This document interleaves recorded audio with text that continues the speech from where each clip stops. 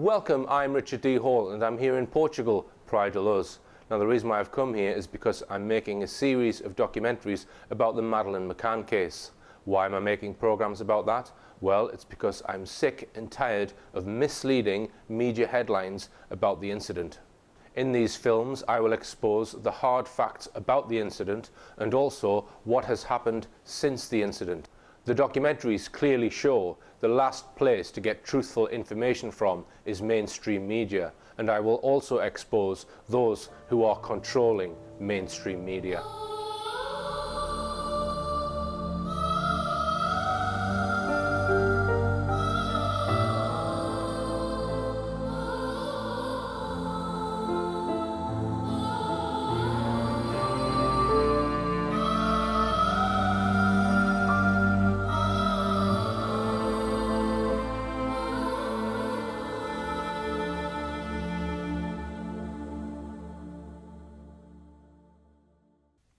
I said we would look at changes in the McCann's initial story. Now I'll move on to look at just one of the many contradictions in the McCann's account of events. Again, it concerns the first day, the 3rd of May 2007, and it's a hugely significant contradiction because it concerns the last time that Madeleine was seen alive by anyone other than the McCanns. The McCann's story is that they put the children to bed between about 7 p.m. and 8 p.m. that night. Then, the children all asleep, as they claim, they cracked open a beer and some wine before wandering down to the tapas restaurant at about 8:30 p.m. to dine with their friends. The rest of the evening's events were set down by one of the McCann's friends, Russell O'Brien, on a timeline. Soon afterwards he produced a second one, slightly different. Bizarrely, these timelines were written up on the ripped-off back page of a Sainsbury's activity sticker book belonging to Madeleine, which the McCanns had handed to Russell O'Brien.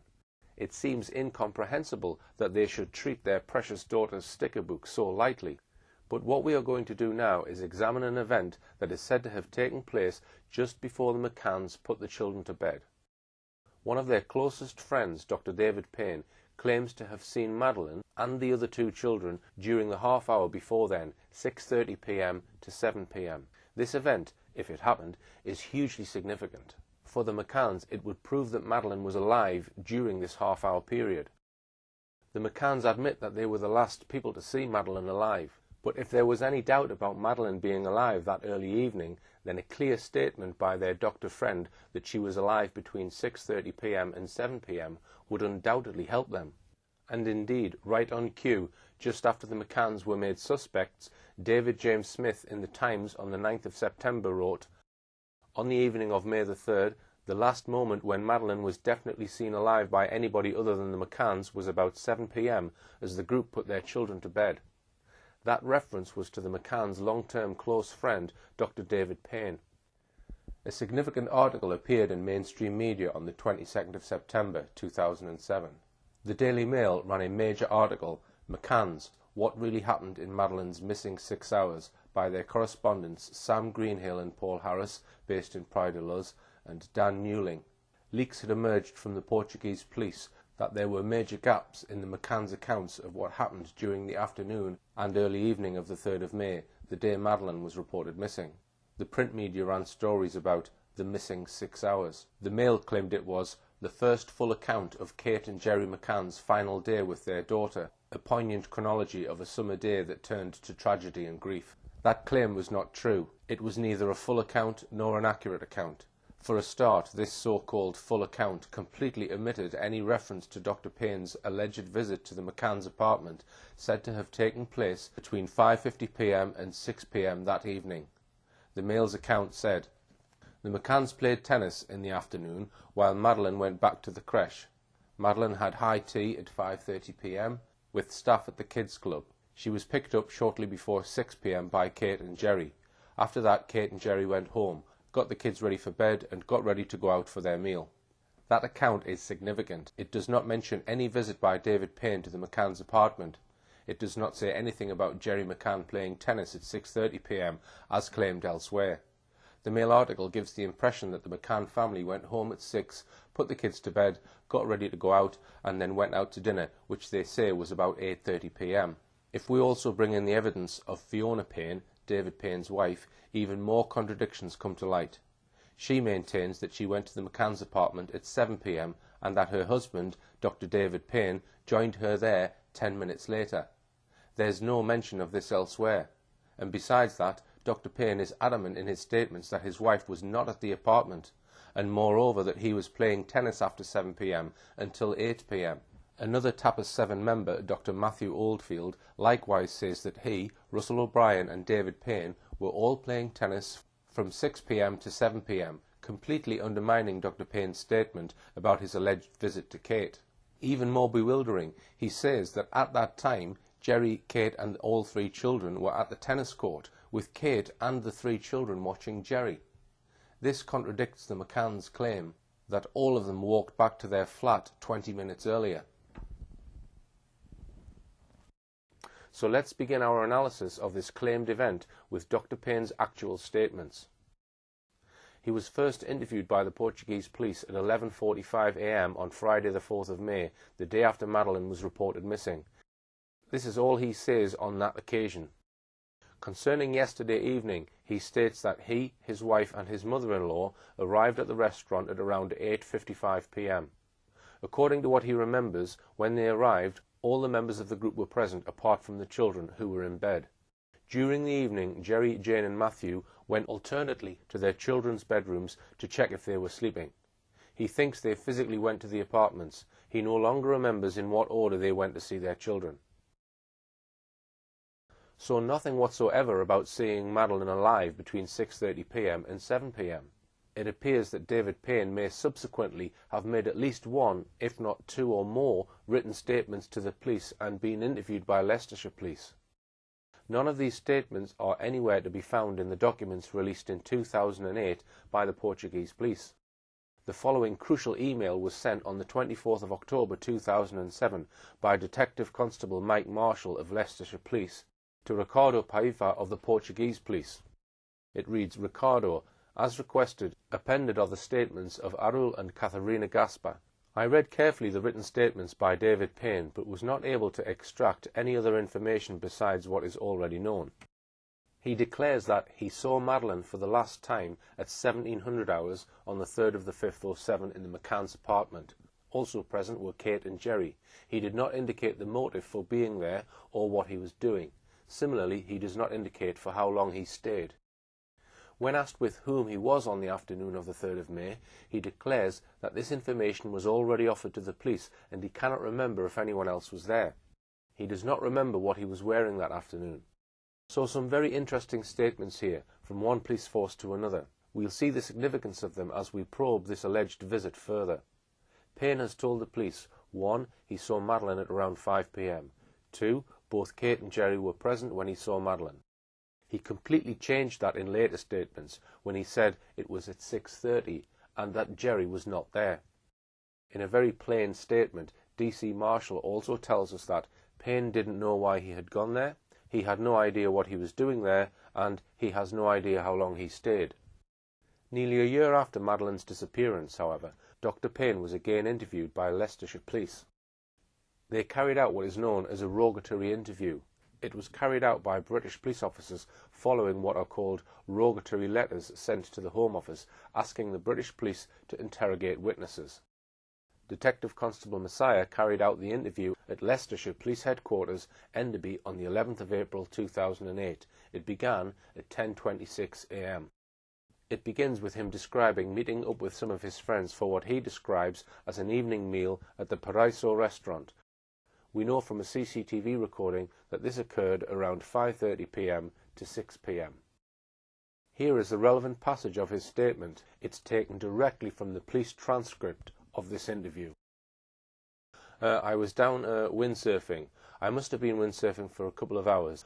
Saw Matt and Russ out on the catamaran, and after we finished there, we met on the beach, played with the girls on the beach, and then we went to the restaurant, which is on the overlooking the beach, and we had the evening meal there.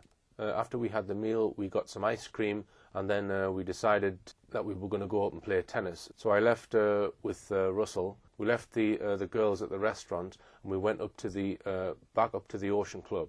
As I say, I'm not sure what happened to Matt and Russell at that particular moment, But I remember then, I went over to see Jerry at the, tennis courts, just to see, what was happening, and decided that I'd come back to play tennis, and Jerry had asked me just to pop in and check everything was all right with Kate, or, again, I can't remember the exact reason, whether he was just making sure it was all right, that he could stay there and, more time, but, he'd asked me to pop in.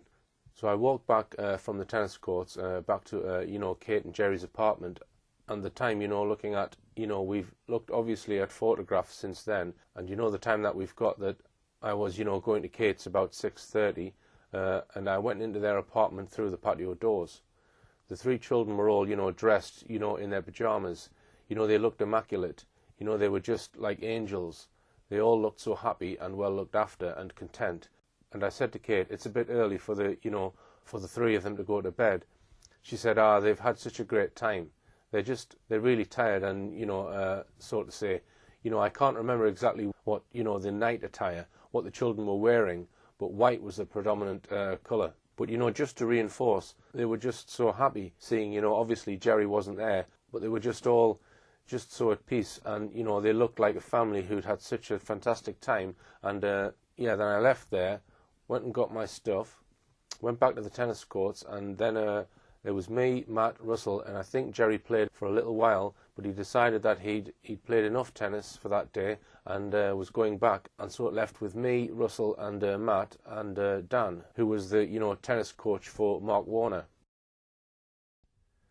The statement is extremely hesitant. It does not flow as it would if someone was telling the truth. He gives every appearance of thinking very hard about every statement before he makes it. Whilst many of us routinely use ums and ers as we speak, sometimes to give us a short space for thinking, this short passage is remarkable for including 30 ers and 27 you knows. We also have a number of statements of doubt, I think, not sure, and can't remember. But let's look at the main things he says. These are: 1. He meets Jerry McCann at the tennis courts. 2. Jerry McCann asks him to see Kate. He can't actually remember why. 3. It was about 6:30 p.m. 4. He walked through the patio doors.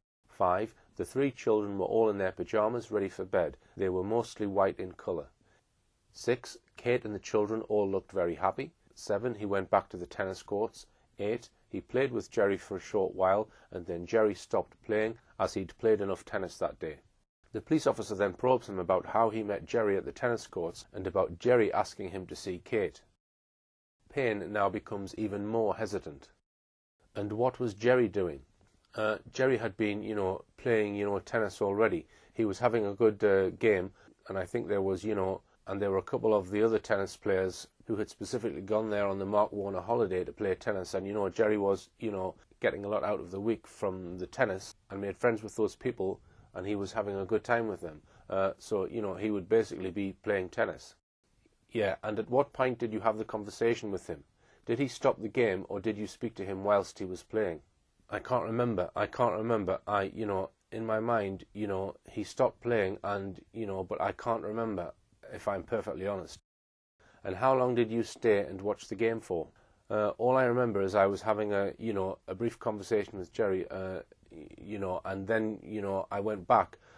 I didn't actually stay there for too long because of the time, it was ticking by. But again, these are, as we can see, he cannot remember exactly how this supposed conversation with Jerry McCann actually occurred, nor does he say who was actually playing tennis with Jerry at this time.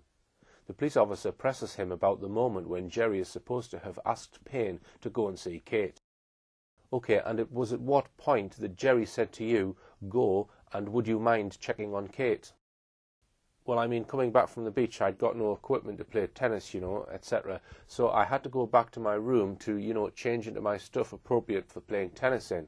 And so he knew I'd walk up that by and past, so he said, oh, why don't you, you can just pop in on the way. So it was on the way back from me picking the stuff up. Right, so you've walked past Jerry's apartment to get to yours, got changed. In my mind, it was on the way up that I'd popped into Kate, but it could have been on the way back again. I'm sorry. No, it's okay, for my vagueness. But either way, you'd have to walk past because you go the roadside, don't you? Yeah. So you'd have to walk past Jerry's. Yeah. Front door twice, wouldn't you? Yeah. Is that right? So the reason why I think it was more likely that I did it on the way there was because I've called in through the patio. It kind of made more sense that I'd have walked in through the gate and then up through the, where the sliding doors are to say I'm here, rather than going to my apartment, coming back down, coming past the apartment and then coming in the sliding doors. Yeah. Because what I would have done is I'd have got changed and gone downstairs and then knocked on the front door, because that, that would have made more sense rather than going all the way around. And yeah, of course. So that's in my mind why it makes more sense that that was on the way up. Analysing this, he is extraordinarily vague about the sequence of events, but he ends up saying that after speaking to Jerry, he went up the flight of steps to the McCann's apartment, then walked through the open patio doors to see Kate and the children, then left, walked on past the front door of the McCann's apartment, got changed into his tennis gear, then walked back past the McCann's front door again and back to the tennis court, where Jerry was still playing. Then there is a passage where the police officer asks Payne to remember precisely what happened when he went to the McCann's apartment. This is how the interview goes. I just want to revisit the going and seeing Kate before we move on. Alright, the reason why I've kept it separate is because I want you to just think now. And imagine, remember what you saw. Did you open the door, sliding door, or was it already open? Or I think it was already open. As I say, I walked up there. Kate was, I say, looking very relaxed, and I say a comment to her, and I said, well, crikey, it's early for them to be getting ready, for bed. As I say, she said, no, I've had such a good, such a good day and afternoon, and Jerry's just obviously finishing off playing tennis, and so, hopefully try and get them down. And as I say, we were just, I know it does sound bizarre, but I just looked at the three of them and I couldn't, they were just so well presented and so clean and immaculate. It was, and, they just looked such healthy children. There's, nothing that normally, triggers in my mind like that, but it was just how well that they looked. And try to remember where they were in the apartment. The time that I was there, all of them, all the children and Kate were in the, as soon as you go through the patio doors, they were all in the immediate area, in front of you. That was the area that they generally, when I saw them. No, I didn't go any further into the apartment. It was just a conversation that I walked into the, through the French doors. I went into the lounge, the open plan area, and, just had a brief conversation. Things started off by, as I say, saying about how well they looked, and it's early to get them ready for bed. And then I said, oh, Jerry's just finished over there, we're going over to play a bit of tennis. I probably said, is there any problems with that? And she said, no, fine, carry on. And perhaps a bit more of conversation, but it wasn't many minutes that I was there. But certainly enough time just to see, certainly the apartment, there was nothing that was untoward. That was, the children all looked extremely happy, and there was no, signs of any problems with, Kate, or indeed the relationship that Kate had got with any of the three children. None of the children had been told off. None of the children looked like, they were in trouble for anything. They were still all talking and playing around. So, it was just a very transient, that I'd gone in there. But as I say, it just struck me how well they all looked. Yeah. And content, I suppose, is the other word to use. Did you actually go into the apartment? I did. Or did you do the conversation from the door? No, definitely was inside the apartment. Whether it be 2 or 3 steps into the apartment or, however many. I was definitely in the apartment. Okay, so now what I'm going to ask you to try and recollect what everybody was wearing. I'm afraid that is, I cannot recall at all. You'd think that would be an obvious thing to remember. I cannot remember. From the children point of view, predominantly, I can remember the, white, but I couldn't say exactly what they were wearing. But could you remember what Kate was wearing, for example? I can't, no. And did you actually set eyes on each individual child? All 3 children I saw, yeah. And were they standing up, sitting down? They were generally standing up, yeah. Did they actually acknowledge you? Oh, yeah. I'm very sure that if you'd have asked them, that evening or the next day, they'd all say, yeah, I popped in. I did know the children very well. We'd all, met up many times before. Again, I'd be playing with Madeleine, in the play area, during that week, lifting her up, twizzling her around and everything. I knew her that well, to do that. And as I say, she definitely knew who I was, and certainly, as I say, just to reinforce, she looked very happy. Yeah, was that the last time you saw Madeleine? It was. How many minutes? You said as a matter of minutes, and then you went back, and then you played tennis. I'm going to pin you down and ask you how long you think you were in there for. I know you say minutes. In the apartment, I'd say 3 minutes, 5 maximum. 3 to 5. Yeah. So then you stepped back out. Did you leave the doors open or did you close them? I couldn't remember. Again, I've got in my mind that the patio doors were open when I went in, and I probably would have just walked out back that way. It's still relatively nice outside. It was light and everything, so, whether they kept the door open, it's just nice when it's in the end of the evening, the end of the afternoon. But if I'm perfectly honest, the answer to that question is, I can't remember. Okay, so when you went back and then you played a game for about an hour. Once again, he gives extraordinarily long, rambling answers to the simplest of questions, such as, where were the children in the apartment, and did they acknowledge you? Again, there are excessive ers, 35, and a remarkable 56 you knows in that short section of the interview, plus many as I says and I means. To a number of questions he answers, I can't remember or I can't recall. But we're now going to compare Payne's account of this alleged event with what Kate said on the record about it, just to remind ourselves. Payne has made these factual issues pretty clear. He entered via the patio door. It was probably open. He went into the apartment. He saw Kate and the 3 children. He stayed for 3 to 5 minutes. So what is Kate's version of this encounter?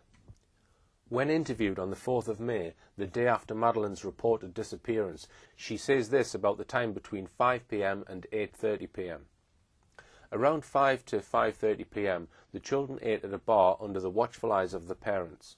After the 5 p.m. dinner, they bathed the children, prepared them for the night, and let them play for a while at a playground next to the tennis courts, still and always under parental supervision. At around 8 p.m., the children were put to bed until the following morning, when the described routine started all over again. So at this stage there is no mention at all of the supposed visit of David Payne to her apartment, but Jerry does refer to it in a statement he made to the Portuguese police on the 10th of May. During the afternoon of that day, the rest of the group, including the children, were at the beach, having returned at 18:30 hours, the time at which he saw David Payne next to the tennis court. David went to visit Kate and the children and returned close to 7 o'clock, trying to convince the deponent to continue to play tennis, which he refused, as he had already been playing for about an hour and had to go back to his wife. Nevertheless, Russell, David and Matthew stayed to play. He doesn't explain why David Payne went to visit Kate. He says David Payne left the tennis court at 6:30 p.m. and returned a full half an hour later. Kate doesn't make another statement to the Portuguese police until the 6th of September. Here is what she said on that occasion. While the children were eating and looking at some books, Kate had a shower which lasted around 5 minutes. After showering at around 6:30 to 6:40, and while she was getting dry, she heard somebody knocking at the balcony door. She wrapped herself in a towel and went to see who was at the balcony door. This door was closed but not locked, as Jerry had left through this door. She saw that it was David Payne because he called out and had opened the door slightly. David's visit was to help her to take the children to the recreation area. When David returned from the beach, he was with Jerry at the tennis courts, and it was Jerry who asked him to help Kate with taking the children to the recreation area, which had been arranged but did not take place. David was at the apartment for around 30 seconds. He didn't even actually enter the flat. He remained at the balcony door. According to her, he then left for the tennis courts where Jerry was. The time was around 6:30 to 6:40 p.m. After David left, Kate dressed and sat with the children, Madeleine on her lap. So let's look at the contradictions between the two accounts. Payne says he walked through the patio door which was open. Kate says that the door was closed but Payne had opened it slightly. Payne says that he walked in without knocking. Kate says she heard someone knocking at the patio door. Payne says that Kate was dressed. Kate says she had just come out of the shower and only had a towel around her. Payne says he entered the apartment. Kate says he did not. and that he remained at the balcony door. Payne says he was in the apartment for 3 to 5 minutes. Kate says he was not in the apartment but at the apartment, and only for 30 seconds. Payne says he saw all 3 children. Kate doesn't mention this. That's 6 significant differences altogether. Add to that David Payne's obvious hesitancy and evasiveness, and his apparent difficulty in answering a straight question and remembering. Then put into the mix the fact that when questioned on the 4th of May, neither Payne nor Kate McCann mentioned this alleged visit. A suspicion clearly arises that this visit may never have happened and could have been fabricated in an attempt to prove that Madeleine was alive at 6:30 p.m. that day. But quite apart from the doubts we have already examined, there is one other aspect of this alleged event that we need to analyse, and that's the stated reasons by all concerned about why David Payne is supposed to have visited Kate and the children. Let's begin with the statement that Jerry McCann gave to the police when he was made a suspect.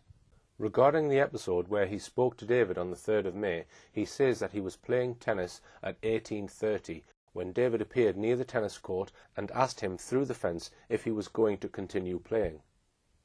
The deponent said he didn't know because Kate might be needing help to look after the 3 children, even more so because they intended to bring them to the recreation area after their showers. He thinks that David offered to check if Kate needed help, which he did, and returned minutes later. Concerning his previous statement, where he states that David returned half an hour later at around 7 o'clock, he says that he returned to the tennis courts after half an hour, as this time frame refers to the second time he returned to the tennis court after dressing up for the game. So, interpreting what is being said here by Jerry, the conversation must have gone very much like this. Payne: are you carrying on playing? Jerry: I'm not sure. Kate might be needing some help. We're going to bring the children down after their showers to watch. Payne: okay then, I'll go and check. Before going on to look at what others have said about this alleged conversation between Jerry and Payne, there's yet another contradiction we need to note. On the 10th of May, Jerry had told police quite clearly that Payne had been gone for half an hour, 6:30 p.m. to 7 p.m. Now he changes his story. This time he tries to say that Payne came back twice. He says that Payne came back a second time, quote, after dressing up for the game. But as we saw above, that's emphatically not what Payne says. He quite clearly explained that he was going from the tennis court to get changed. He says he can't remember if he called on Kate on the way to getting changed or on the way back. He decided it was on the way there that he must have called on Kate. So this is Payne's account of events. He left the tennis court, called at Kate's, went to his apartment to change, and then returned to play tennis. In other words, he returned once, not twice as Jerry now claims. The two accounts can't be reconciled.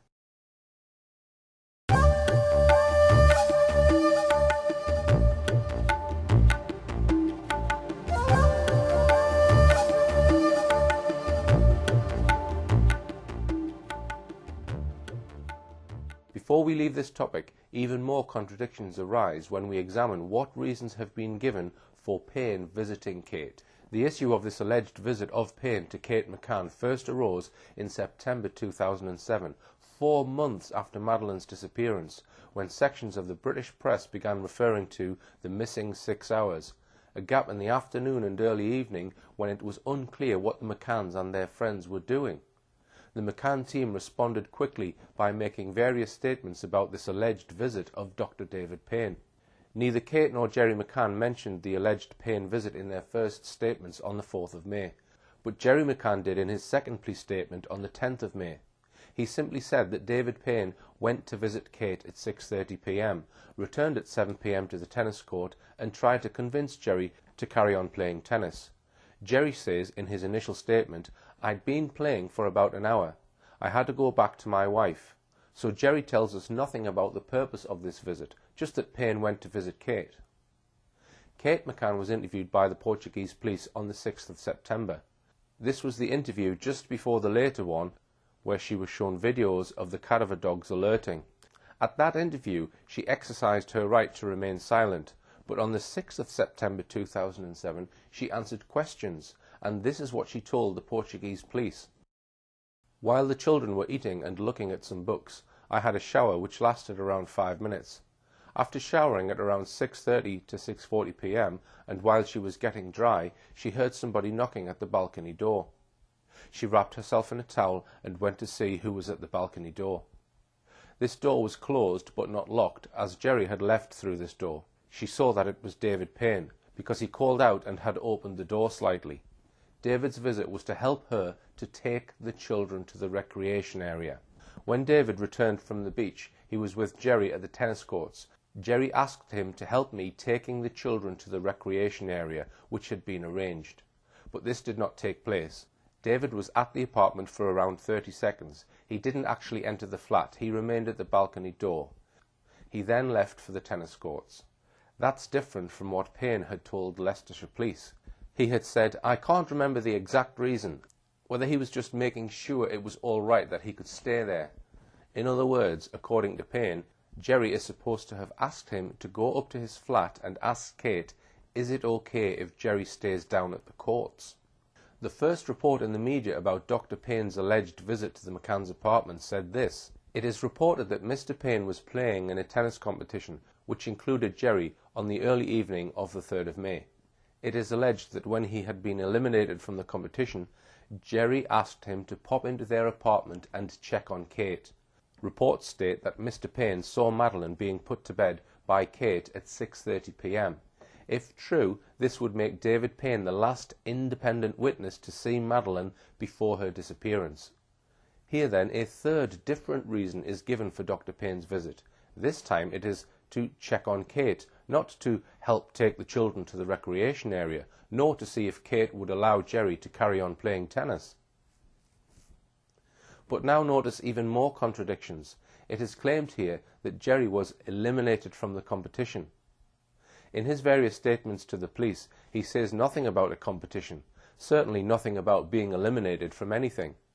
On the 16th of December 2007, David James Smith wrote a pompous article about the McCann case, boasting of how he had got the inside story on what really happened to Madeleine from Jerry McCann himself. He wrote, "Jerry had knocked up at the start of the 4:30 p.m. tennis drill session, but had decided not to exacerbate an injury to his Achilles tendon, so had dropped out and waited around by the courts." What do we believe? That at 4:30 p.m. he was too injured to play tennis, or that at 6:30 p.m., 2 hours later, he was merrily playing away in a tennis competition? Quite probably neither statement is true. Now let's look at another point about this particular statement in the mainstream media. Reports state that Dr. Payne saw Madeleine being put to bed. Saw her being put to bed. Dr. Payne doesn't say that. Kate McCann doesn't say that. Yet there it is in black and white in the mainstream print media. Who put it there? Was it once again the man who claimed he once controlled what comes out in the media, Clarence Mitchell? In her statement to the Portuguese police on the 6th of September, Kate McCann had also said that Jerry and Kate both arrived back at the flat at 5:40 p.m. They both bathed the children because they were tired and needed to go to bed. Jerry went down to play tennis at 6 p.m. They decided the children were too tired to go down to the recreation area. So if that were true, then clearly any claims that Dr. Payne went up to the flat to see if Kate and the children were coming down were utter nonsense, false in fact. We saw earlier how on the 10th of May, Jerry McCann had referred to a visit by Dr. Payne to see Kate between 6:30 p.m. and 7 p.m, apparently half an hour long. He had claimed in that statement that on returning from his wife, Payne had asked him to carry on playing tennis, but he had refused. But when interviewed by the police again on the 7th of September, Jerry McCann gave an altogether different reason for Payne's alleged visit.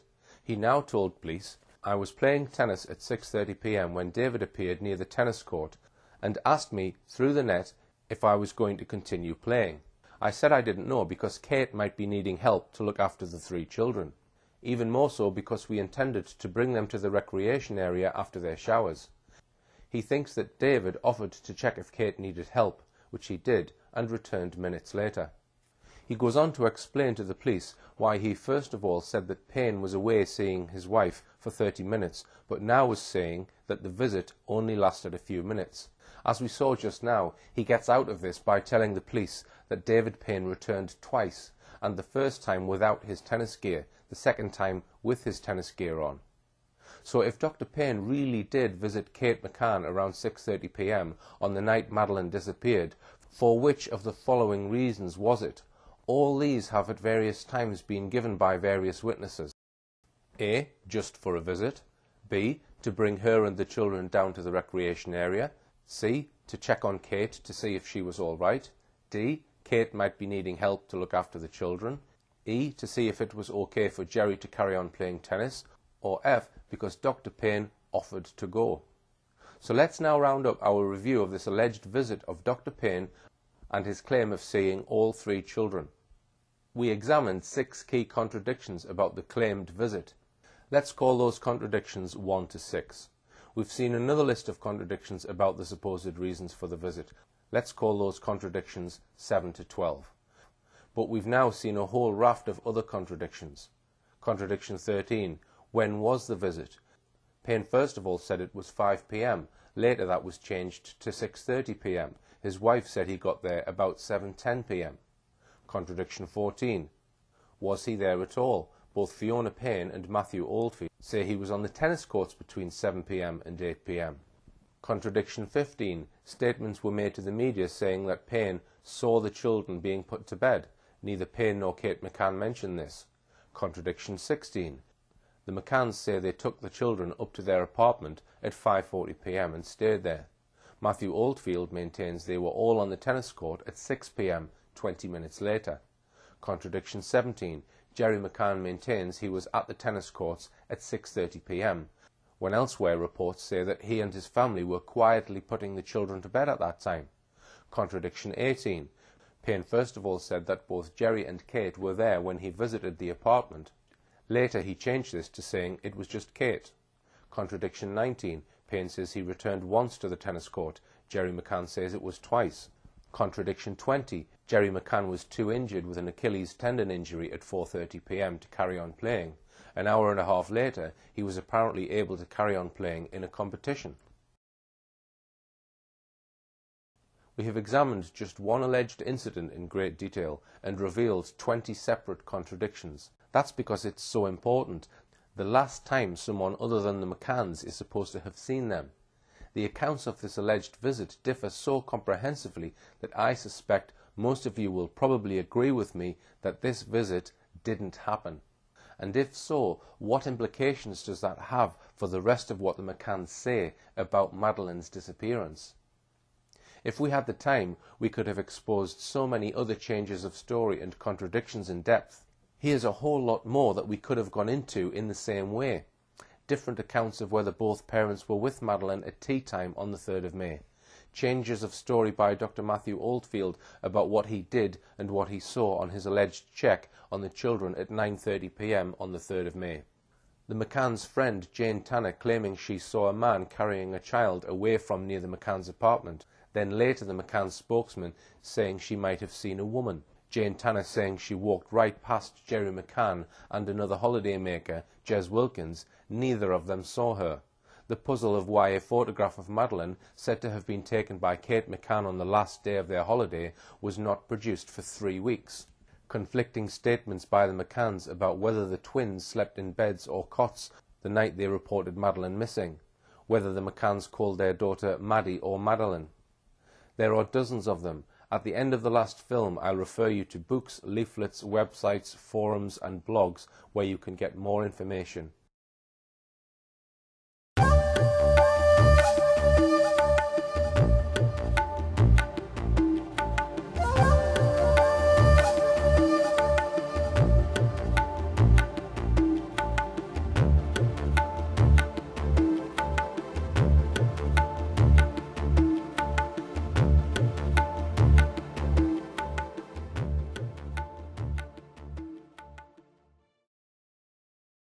Before leaving the subject of David Payne's alleged visit to Kate McCann at 6:30 p.m. on the evening Madeleine was reported missing, we need to mention another issue which once again the mainstream media have avoided, despite the fact it is clearly part of the evidence in this case. This evidence comes from 2 respected general practitioners, Dr. Catherine Gasper and her husband, Dr. Savio Gasper. They had previously been on holiday with the McCanns. As soon as the news of Madeleine's apparent abduction became headline news on Friday the 4th of May, the Gaspers were concerned. Their thoughts turned to 2 unseemly incidents that had occurred whilst they were quaffing wine at their holiday villa alongside the McCanns and Dr. David Payne and his wife. Let's go straight to their witness evidence and see what they told Leicestershire Police on the 16th of May 2007, just 13 days after Madeleine McCann had been reported missing. My husband Savio and I are general practitioners. My husband knows Kate as they both attended Dundee University between 1987 and 1992. We got to be close friends of Jerry and Kate. In 2002 or 2003, Savio and I spent a weekend with Jerry and Kate in Devon. In September 2005, me and our first child, aged 18 months, holidayed in Mallorca with Kate, Jerry, Madeleine and their twins, Sean and Amelie, who were only a few months old. There were also other friends of Kate and Jerry there, including Dr. David Payne and his wife. They had a daughter around 1 year old. Dr. Payne organised the trip. Probably around the 4th or 5th day there was an incident that stuck in my mind. I have thought about this incident many times since then. One night when all the adults were sitting around on a patio outside the house where we were all staying, we had been eating and drinking Berbers. I sat between Jerry McCann and David, and I think both were talking about Madeleine. I remember Dave saying to Jerry something about she, meaning Madeleine, would do this. While he mentioned the word this, Dave was doing the action of sucking one of his fingers, pushing it in and out of his mouth, while with his other hand he was doing a circle around his nipple, with a circular movement around his clothes. This was done in a provocative way. There seemed to be an explicit insinuation about what he was saying and doing. I remember being shocked by that. I always felt it was something very weird and that it was not something anyone would say or do. I looked at Jerry and also at Dave to gauge their reactions. I looked around as if saying, "Did someone else hear that, or was it just me?" The conversation stopped for a moment, then we all began conversing again. Moreover, I remember Dave doing the same thing on another occasion. Again, it was during a conversation in which he was talking about an imaginary scenario, although I'm not sure. He again stuck one of his fingers in and out of his mouth, and with the other hand he once again drew a circle around his nipple in a provocative and sexual way. I think he was referring to the way she, his daughter Lily, would behave or what she would do. I remember thinking whether he would look at my daughter and other little girls in a different way than I or others do. I imagined that he had perhaps visited internet sites related to little children. In a word, I thought that he could be interested in child pornography on the web. During our holiday in Mallorca, each parent would bathe the children in turn.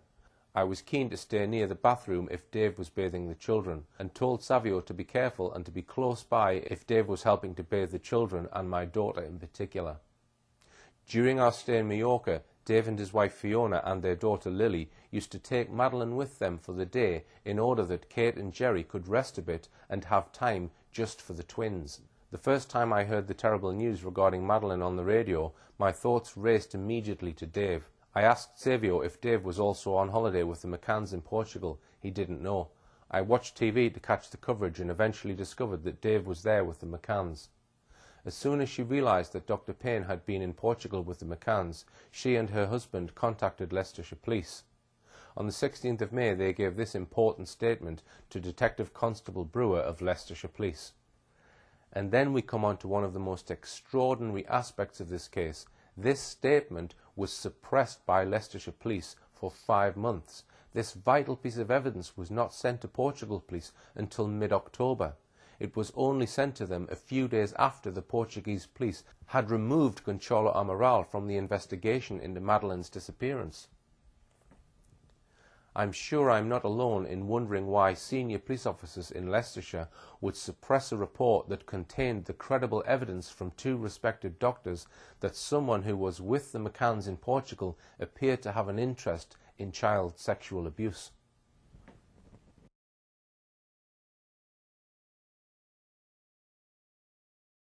It's time now for us to have a close look at what is arguably the main line of forensic evidence in this case, and one that has caused a huge amount of controversy, namely the evidence of 2 cadaver dogs brought to Portugal by one of the world's most sought-after sniffer dog handlers, British dog handler Martin Grime.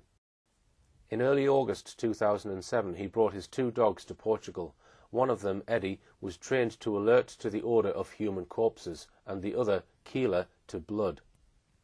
As we shall see in detail, Martin Grime told Portuguese police officers that Eddie had detected the scent of death in no fewer than 11 locations associated with the McCanns, while Keeler also detected the scent of blood in 3 of those very same locations. The dogs were deployed on different days, so they alerted to these locations independently of each other.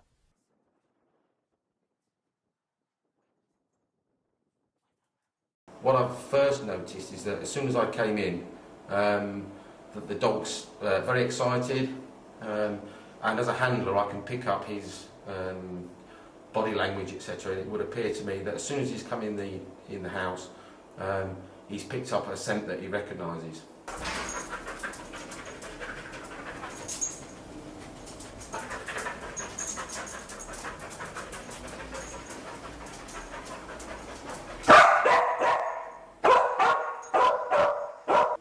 If there isn't a scent source in here, i.e.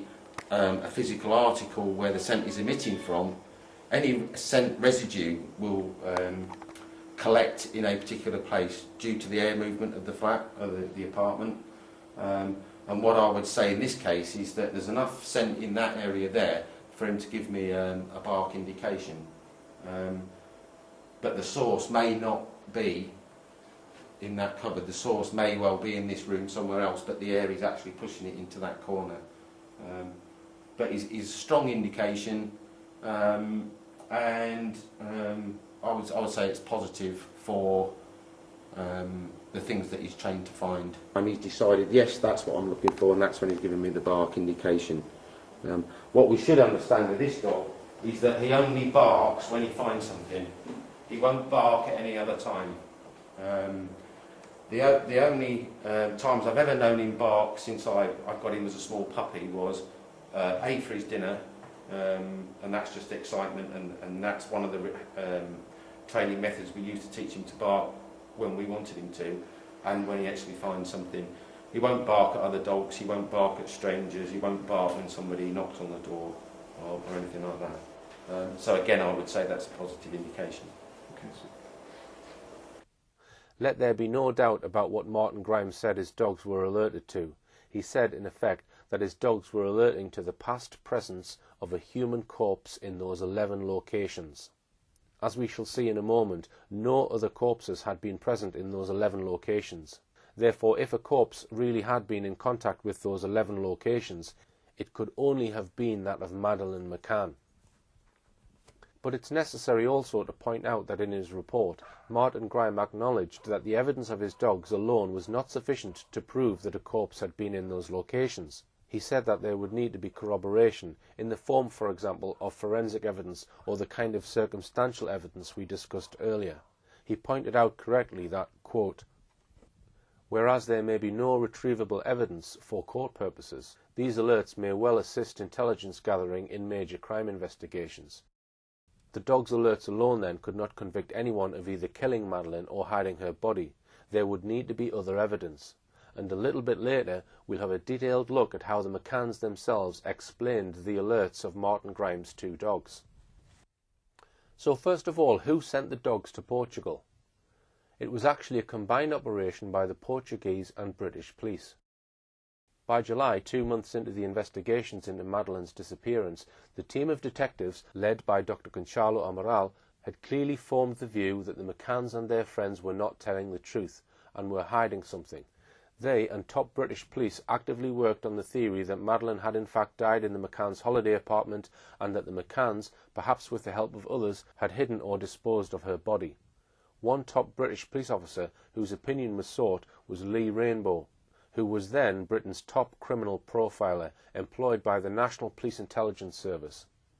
He in turn consulted Mark Harrison, who recommended that Martin Grime and his dogs be brought in to search for evidence of past presence of a corpse and of blood in the holiday apartment rented by the McCanns, in the hired car they were using, and on their clothes, and on other personal items. And so Martin Grime was appointed. What were Martin Grime's qualifications and experience for this task, which could determine the outcome of this whole investigation? By the time Grime was assigned to this task in July 2007, He claimed that in over 200 trials, Eddie had never been wrong. If he gave an alert in every single case, a corpse had been in that very location. Eddie's track record included some impressive results. Since 2007, Martin Grime has been involved in several more successful investigations. An outstanding example was a case in the USA. The cadaver dog evidence provided by Martin Grime's sniffer dog showed that a suspect had carried a body in his car. Martin Grime has taken his sniffer dogs to help in investigations in several countries, and his expertise was so valued by the FBI that he has now set up a business in the United States, largely funded by his work for the FBI. His credentials are therefore impeccable. Only twice has his expertise been questioned, once in the McCann case. The other occasion was when he took his cadaver dogs to the notorious Haute de la Garenne children's home in Jersey, where children were abused for decades, and there were credible reports that some children had been killed by their abusers. It was a place the late Sir Jimmy Savile visited more than once. Eddie alerted to the scent of a corpse in the Haute de la Garenne home. He was videoed at the home. Bones were found, and one bone in particular was thought to have been that of a child's skull. When it was tested in forensic laboratories, it was shown to have been made up with 1.6% collagen, this proving it was a human or animal skull. Yet the establishment, aided by the mainstream media, circulated a baseless rumour that the laboratory had said the exhibit was nothing more than a coconut. Some excellent work in exposing the Jersey home child abuse scandal has been carried out by Stuart Sivret of the Jersey Parliament, which shows how the false story of Eddie allegedly alerting to a coconut was concocted. It is a subject we may return to again in another documentary. So let us now consider exactly what Eddie and Keeler found when Martin Grime took his dogs to the village of Praia de Luz in the first week of August 2007. I'll do so by quoting from a document that the McCanns themselves are very fond of relying on, and that's the final report of the regional Portuguese Attorney General Fernando José Pinto Monteiro in July 2008. Things were moving rapidly in the summer of 2008, as this extract from Wikipedia tells us. A judgment from Evora Supreme Court of Justice in Portimao was released on the 29th of May and revealed that Portuguese prosecutors were examining several charges, including A. Abandonment of a child, B. Abduction, C. Homicide, and D. Concealment of a corpse. 2 months later, on the 21st of July 2008, the Portuguese Attorney General announced that there was no evidence to link the McCanns or Robert Murat to the disappearance, that the case was closed, and that the aguido or suspect status of all three had been lifted. On the 4th of August, the Ministerio Público, the Portuguese Ministry of Justice, released 11,233 pages of the case file to the media on CD-ROMs. This was the final report that recommended that the investigation into Madeleine's disappearance be shelved because there was insufficient evidence with which to charge any individual with being responsible for Madeleine's disappearance. The investigation was filed under the headings of crime, hiding a body, or abduction, and the Portuguese police said they would only reinvestigate the matter if the Portuguese police received new and credible evidence that could lead to an arrest of the person or persons responsible. The release of 11,233 pages of witness statements, expert reports and evidential material to the public via a series of DVDs would never happen under British law. But in this unique case, it has provided the raw material for a legion of amateur sleuths in many countries to work on. So here's what Fernando José Pinto Monteiro's report told us. Under Section D of its report, headed Dog Searchers and the Constitution of Gerald McCann and Kate Healy as Arguidos. His report begins by noting that Mark Harrison, a national councillor from Britain for searches at the level of all police agencies in the United Kingdom concerning missing persons, abduction and homicide cases, had recommended that trained sniffer dogs be brought in which could, in his words, detect mortal victims by tracing very small samples of human remains, bodily fluids and blood in any environment or terrain. The findings of the dogs were recorded as follows. 1. Eddie signalled cadaver odour inside the couple's bedroom in apartment 5A in an area next to the wardrobe. 2. Eddie signalled cadaver odour in the same apartment in an area near the living room window, which has direct access to the street behind the sofa. 3. Eddie signalled cadaver odour at the same apartment in the garden area, in a square corner vertically below the balcony. 4. Eddie signalled cadaver odour in the Vista de Mar villa, that is, the house that was rented by the McCanns after leaving the Ocean Club, in the area of a wardrobe that contained inside it the soft toy cuddle cat that belonged to Madeleine McCann. 5. Eddie signalled cadaver odour on 2 items of clothing belonging to Kate McCann, which were examined in a pavilion in Lagos. 6. Eddie signalled cadaver odour on the door of the Renault Scenic, registration 59DA27, by the lower outside area next to the driver's door. 7. Eddie signalled cadaver odour on the key card of that vehicle when it was hidden under a fire prevention sandbox. Strangely, the Attorney General's report actually left out some of the alerts clearly mentioned by Martin Grime in his report. As for Keeler, the bloodhound dog, the Attorney General said this. 1. Keeler, the dog that detects the presence of human blood, signalled an area in the living room in apartment 5A, which had already been signalled by Eddie. 2. Keeler, the dog that detects the presence of human blood, signalled the same area again as where Eddie had signalled, in the living room of the apartment. 3. Keeler, the dog that detects the presence of human blood, signalled the lower part of the left-hand side curtain of the window in the same living room. 4. Keeler, the dog that detects the presence of human blood, signalled the right lower lateral part of the inside of the boot of vehicle 59DA27. 5. Keeler, the dog that detects the presence of human blood, signalled the storage compartment on the driver's door which held the vehicle's key card. 6. Keeler, the dog that detects the presence of human blood, also signalled the car's key card when the same was hidden under the fire service sandbox inside the parking lot. The Attorney General added for good measure, the viewing of these videos, whose contents is very impressive, becomes essential to understand the dog's action and signalling more than by any words. We know from the book written by Portuguese detective Gonçalo Amaral that the report of Martin Grime on his dogs was dynamite. The Portuguese police had been doubtful of the McCann's version of events from day one. Their suspicions had led them to take advice from the British police. Top British police officers said it was reasonable to suspect that the parents had lied about what had happened to Madeleine and may have covered up her death, whether it was accidental death or otherwise.